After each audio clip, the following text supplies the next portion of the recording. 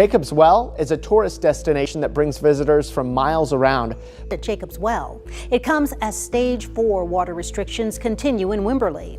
The hole where cold spring water emerges from is 137 feet deep. It's a clear opening down to a cave. Jacob's Well, a mysterious underwater cave in Texas, has always captivated adventurers with its depths. Recently, an underwater drone was sent into the dark waters of this enigmatic place, capturing footage that has sent shockwaves around the globe. The images from Jacob's Well are so shocking they've scared and fascinated people. Could they change what we know about it? Let's explore this spooky mystery that's got everyone talking. The horrifying depths that claimed 12 divers. Jacob's Well in Wimberley, Texas, is not just a natural swimming hole, it's a place of beauty and danger. With its deep underwater chambers and sticky, heavy soil at the bottom, it claimed the lives of at least 12 divers. Despite its appeal to thrill seekers, these tragic events cast a shadow over its natural charm. This sinkhole is not just an amazing geological feature, it's also full of life. It's home to quail, roadrunners, turkeys, water snakes, sunfish, Guadalupe bass, crawfish, and blind salamanders. This sinkhole contains the longest cave in Hays County and is the second longest underwater cave in Texas. It's fed by the Trinity Aquifer, a huge underground water source that gets its water from rain and surface water flowing through limestone. This creates caves and channels below the ground. The well has been important since Native American times. The first time it was written about was in the 1800s by Jacob de Cordova, a real estate agent. He was amazed by the well's clear water, which let you see tiny things deep down. Some think he wrote about the well to draw settlers to the area and sell more land nearby. The name Jacob's Well might come from a biblical story where Jacob dug a well that provided water continuously. Initially, the spring's force was so strong it shot water like a fountain, making it hard for divers to explore. But over time, the flow has decreased, allowing safer access to its mysterious depths. Today, visitors enjoy the cool, clear waters, with some daring to jump from nearby rocks into the well's narrow opening. The more adventurous explore deeper, diving into the underwater cave system.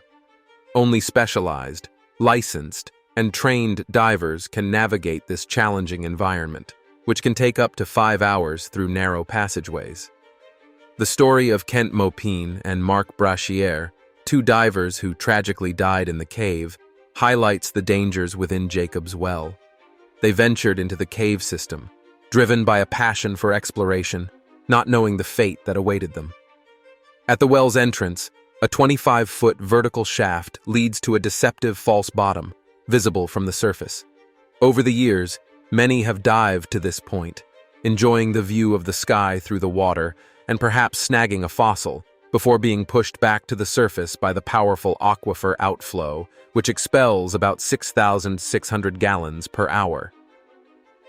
While the initial dive area is relatively safe today, deeper dives require significant skill and caution, a testament to the well's enduring challenge and its draw for those seeking to uncover the depths of this remarkable natural phenomenon. When you dive into Jacob's Well, you start by slowly sinking through cloudy water, gradually losing sight of the surface above. The descent is slow, and each level reveals a world covered in silt, where you can barely see anything. At a gravel-covered plateau, a narrow passage invites divers to go further down to a depth of 55 feet. Here, turning on a light shows an eerie, intriguing world. Divers often feel weightless, like a pearl gently drifting through thick liquid, similar to what you see in ads. Though the well is only about 20 feet wide, it's a maze of dead ends, walls covered in strange marks, and deep cracks where large catfish hide, ruling their cold, indifferent world. The entrance glows softly like the moon, filtering through the water. A tight chute takes you deeper to 75 feet, where the space gets even narrower, just enough to squeeze through. This area is home to crayfish and the occasional eel, creatures that will return to the Sargasso Sea to breed. The narrow passages challenge divers, testing their skill to maneuver with their tanks, leading to a tall, slender chamber with a pocket of air at the top. This chamber is a gateway to more exploration, but its appeal is in the challenge it presents. Kent Mopin and Mark Brashear, two young adventurers intrigued by Jacob's Well, were not new to diving. At 21, Mopin was an experienced diver and an assistant instructor, working part-time at a dive shop in Pasadena.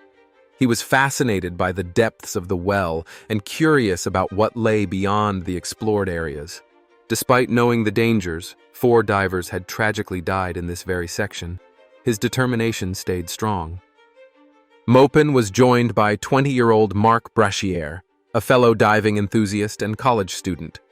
With a group from Pasadena, they traveled to Wimberley and set up camp near Jacob's Well. Their campsite was on the edge of a struggling resort, a few miles from town. The call of the unknown depths was irresistible, and on the night of September 9th, just after midnight, they dove into the well. Mopin and Brashear explored a dangerous part of the cave called the Final Squeeze, which had been fatal before. Without extra lights or safety lines, they pushed on. To get through a narrow spot, Mopin removed his tank and dragged it behind, with his partner following. Their friend Joe Moy, left behind, tried to warn them by banging on his tank as his air ran low, but there was no response. When Moy surfaced, the clear water was now dark and murky, showing that Mopin and Brashear had disturbed the bottom, which suggested something bad had happened. This sad event shows how dangerous Jacob's Well can be. Despite its risks, the well continues to attract those who are brave and curious, all wanting to explore its deep and mysterious waters. Battaglia tried to rescue the divers, but they needed help from 2 more people from the Hayes County Volunteer Recovery Team. Together, they went to Wimberley. It was already dark when they got to Jacob's Well. The other divers had been searching the waters since the accident, but they couldn't find the young divers. They were so tired that they couldn't think clearly about what had happened to their friends. Jacob's Well is risky, but it's just one of many dangerous dive sites. Let's explore the scary stories and mysteries of these deadly spots. Beneath the surface. Diver Coos spent 90 minutes in the underwater cave and saw the bodies under gravel but couldn't retrieve them. Dibble, looking into the well and seeing only darkness, decided to wait until morning, thinking it would be easier to see and get the bodies then. He sent everyone home for the night. Unfortunately, the bodies were not found until 10 years later, when another team of divers discovered one during a break in the water flow. Before this, Dibble had sent 2 divers down to check things out, hoping it would be easy to find the bodies. But they couldn't, and the gravel almost blocked the way completely. They came back up, worried about the loose gravel and the dangerous cave floor. Dibble went back to San Marcos to gather a bigger team and more equipment for another try at dawn. 2 divers were back at the well, carefully moving gravel with trowels to clear a path. But this only made things worse. After getting mixed reports about whether it was safe to continue, Dibble and a game warden named Calvin Turner decided to dive themselves. They placed spare air tanks at different depths and used a safety line as they went deeper into the well. They also checked the upper parts of the cave to make sure they hadn't missed any bodies. The passage where the divers were last seen was still blocked. Dibble checked his air, realizing he had only a few minutes left at that depth. He tried to enter the narrow passage with a safety line and flashlight, but gravel fell on his mask. Then, a gravel slide trapped him at the entrance. The water turned cloudy, and he was surrounded by darkness, with his arms stuck and unable to signal Turner for help. Dibble began to panic as his air supply quickly ran out. He thought he was going to die and decided to drown as quietly as possible. He took off his regulator and started swallowing water, trying not to breathe it in to avoid panicking. But his survival instincts kicked in, and he struggled, managing to free himself. Through his water-filled mask, he saw Turner offering him a spare tank's regulator. He took a deep breath, but it made him swallow air into his stomach. As they ascended, The lower pressure caused trapped air to expand painfully inside Dibble, forcing him to rise quickly to avoid decompression sickness. This rapid ascent caused intense pain as the gas expanded. When he surfaced, he looked swollen and soon vomited the regulator, crying out in pain. He suffered for 12 hours before feeling any relief. His condition resembled an embolism, where air is trapped in the lungs, usually treated in a recompression chamber. He was taken to Brooke Army Medical Center's recompression chamber, but the treatment provided minimal relief. Don Dibble experienced severe pain and finally got answers when a doctor did x-rays and found a tear in his stomach wall. He was diagnosed with peritonitis, a very serious condition, like having 5 burst appendixes. Surgery was needed, and they had to cut through Dibble's swollen belly, which was so big it felt like cutting into a basketball. While Dibble was recovering, the search to retrieve bodies from Jacob's Well went on. Don Broad, a 46-year-old professional diver from Austin, was called to help. Broad was known for being direct and having strong beliefs. He had a long history with the well. As a kid, he made his own scuba gear to swim in a canal. In high school, he became fascinated with Jacob's Well and explored it a lot, even finding old items like a water wagon and horseshoes. Broad disliked body recovery missions and was troubled by divers who bragged about them due to his haunting past experiences. However, his expertise was necessary. He entered Jacob's Well and discovered 2 divers who had perished there in 1965, along with their gear and logbooks near the final passage. Their flashlights were still shining after many years. He also encountered remains of other divers, creating a chilling scene.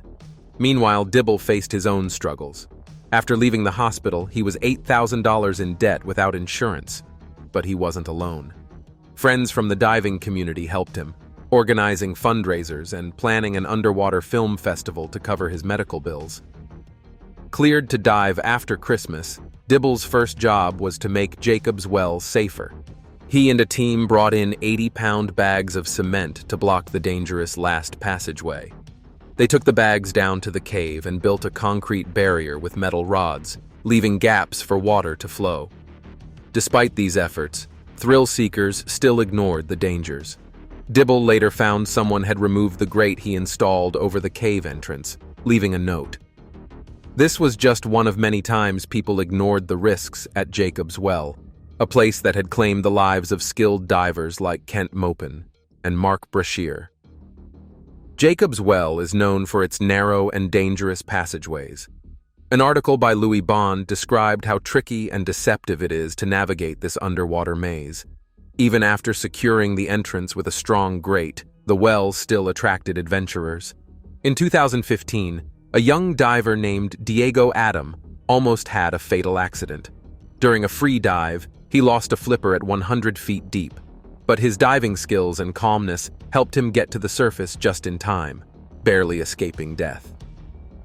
The incidents at Jacob's Well highlight the risks of cave diving. They remind us of the need for proper training, safety, and respect for nature's power. Despite people like Dibble trying to ensure safety, many are still attracted to the thrill of exploration. This shows our strong desire for adventure and exploring the unknown.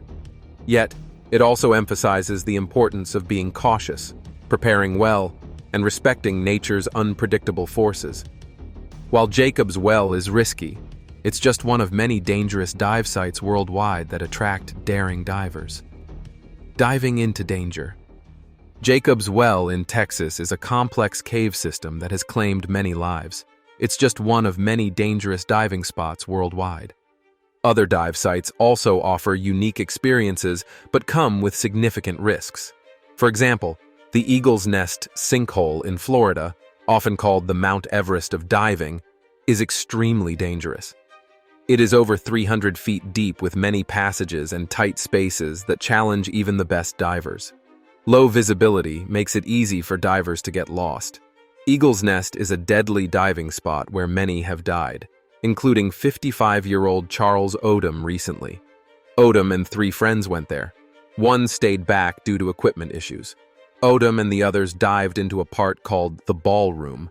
About 100 feet in, Odom stopped responding. His friends got him to the surface, but he couldn't be revived and was declared dead. Since 1981, at least 10 other divers have died here, causing temporary closures for safety checks.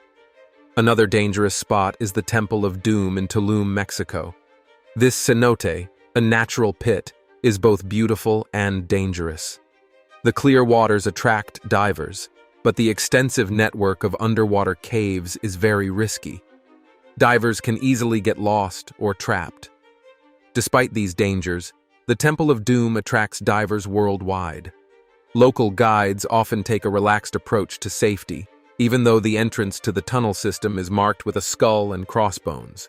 This mix of beauty and danger shows the complicated relationship humans have with exploring natural wonders, always pushing the limits of safety to discover hidden beauty beneath the surface.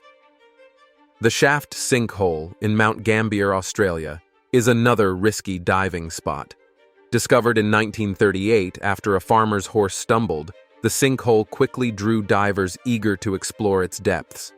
To reach the main underwater cavern, divers must squeeze through a tight gap. The main chamber, called the shaft, connects to two large tunnels and features a 36-meter deep underwater rock pile. In 1973, the dangers became evident when only 4 out of 8 divers who entered the shaft returned. Months later, bodies were retrieved, including siblings Stephen and Christine Millett, Gordon G. Roberts, and John H. Bockerman. Survivor Glenn Millett couldn't find his siblings in time. Before this tragedy, about 8,000 dives had been conducted here. The accident likely happened when the divers left the clear main chamber and entered a tunnel, stirring up silt and losing visibility. The shaft sinkhole remains a challenging dive site, attracting those who seek to explore its unique and dangerous underwater landscape. The Samson Hole, in the Gulf of Thailand, is another infamous diving site known for its beauty and danger. It plunges as deep as 280 feet, making it the deepest diving site in the region and a magnet for thrill seekers. The area is a busy shipping zone, frequented by giant oil tankers.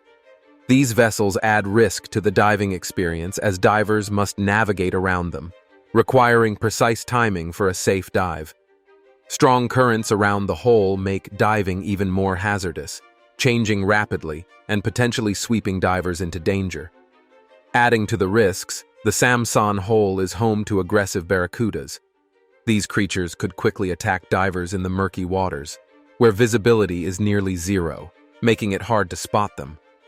The Samson Hole is also an explosive dump ground littered with unexploded bombs, meaning divers must be very careful. The hole has narrow passageways and tight spaces, making it easy for divers to become lost or trapped. This requires excellent navigation skills and a calm demeanor, as panic can lead to fatal mistakes. The Samson Hole has claimed many victims, with numerous reports of divers who underestimated the site's dangers and paid the ultimate price. Despite these dangers, it continues to attract divers worldwide for its unique marine life and historical artifacts. While offering unique and thrilling experiences, these dangerous dive sites are only for the bravest. They require a high level of skill, experience, and respect for the power and unpredictability of nature. As with any extreme sport, the key to safely enjoying these experiences is understanding the risks and being well prepared. Whether you're a seasoned diver or just someone who enjoys learning about daring adventures, remember that while the world's waters can be stunning, they can also be incredibly dangerous. What's the most dangerous natural attraction you would dare to explore, knowing the risks? Let us know in the comments. Don't forget to like and subscribe for more.